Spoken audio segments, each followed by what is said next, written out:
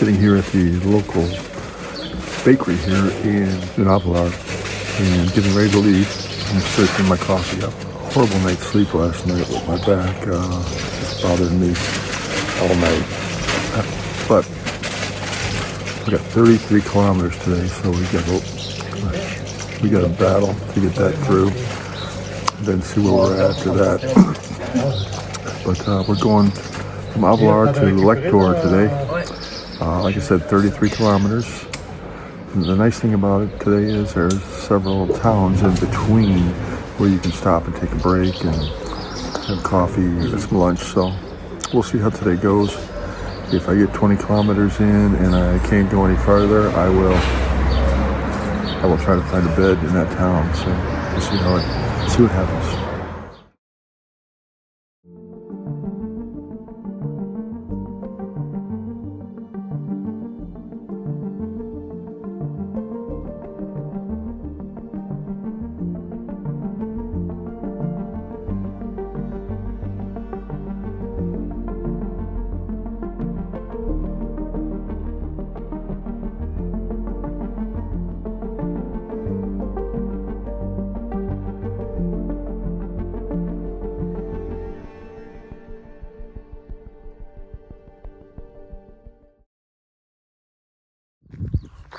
Okay, so we're on the trail here, but the path over there is so muddy.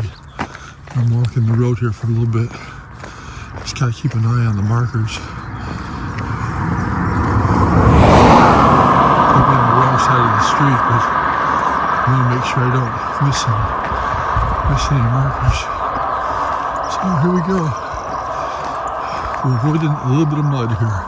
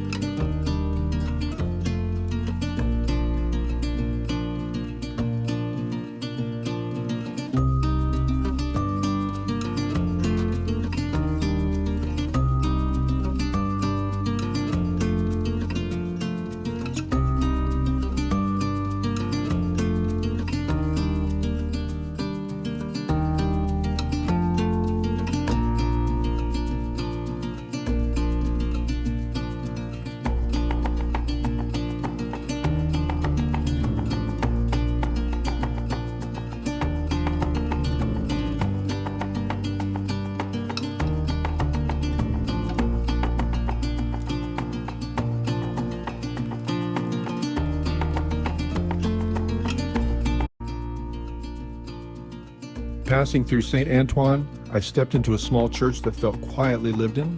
No spectacle, just stone, silence, and the sense that many pilgrims have paused here before me.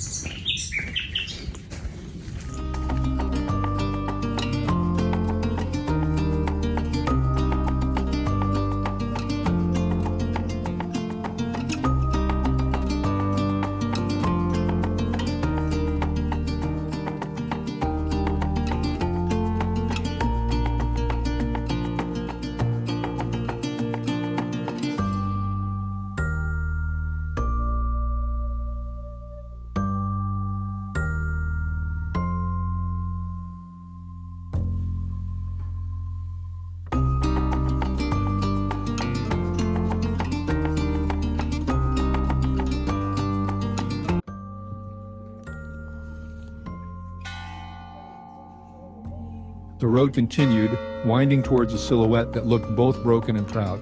Flamarens, the castle and church here dominate the skyline, but they tell a story of survival. Fire gutted this place in 1943. For 40 years, the sky was its only roof. But as I walked past, I saw the work being done. Since the 1980s, it's been a slow, deliberate restoration. It's not finished, but that's the beauty of it. It's a reminder that healing takes time. Whether it's stone or spirit, the rebuilding is just as important as the standing.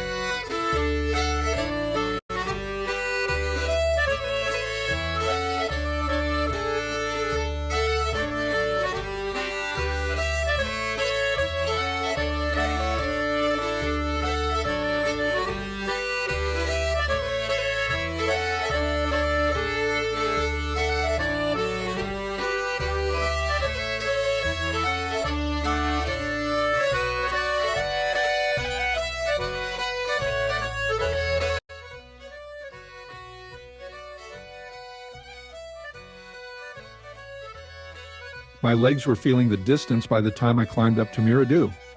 This is the oldest Bastide in the Gers, watching over the valley since 1253. The layout is orderly and strong, but the Church of Saint-Orens is what holds you. It's built on the bones of an old castle, and it feels like a fortress of faith. I stopped at the portal to trace the scallop shells carved into the stone. They are the same markers I wear on my pack. It's a quiet thread connecting me to every soul who stood here before.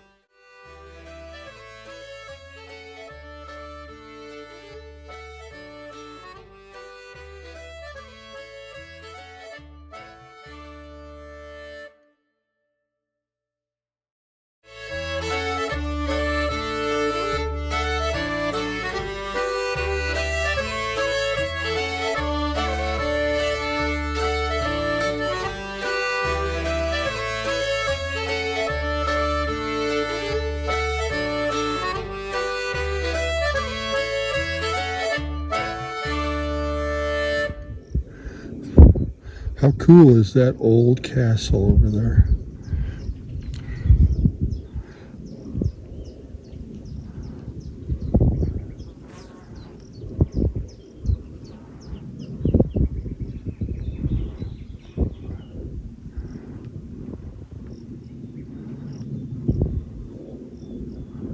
Pretty cool.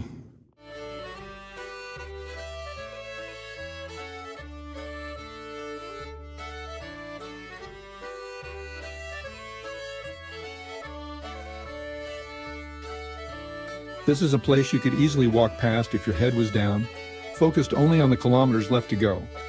But the Church of Sainte-Blandine has a way of pulling you in. I stepped out of the midday sun and into the cool shadow of the nave, letting the silence wash over the noise in my mind. Inside, it wasn't just the quiet that struck me, it was the color. The choir is wrapped in murals painted over a century ago. They feel alive here. In these small rural chapels, art isn't just decoration, it's a companion. These painted figures have watched over thousands of pilgrims like me, sitting in these exact pews, resting their legs and searching for something they can't quite name.